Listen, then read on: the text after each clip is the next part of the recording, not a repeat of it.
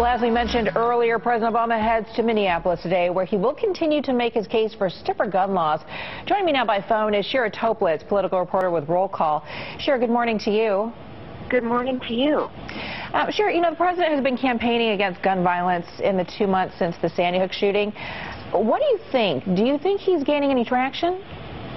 I think he's getting some traction. The question is for what kind of legislation.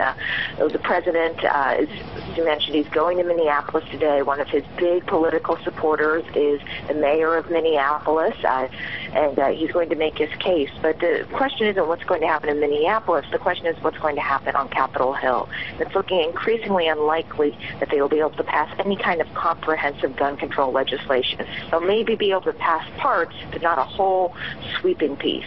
And when you say parts, which part are you referring to specifically?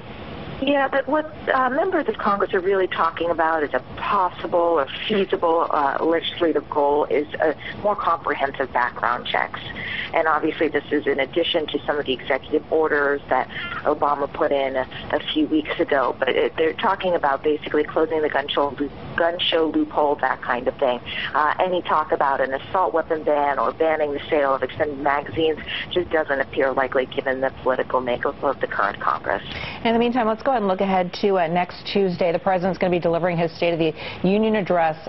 How much of a priority do you feel this issue is going to be?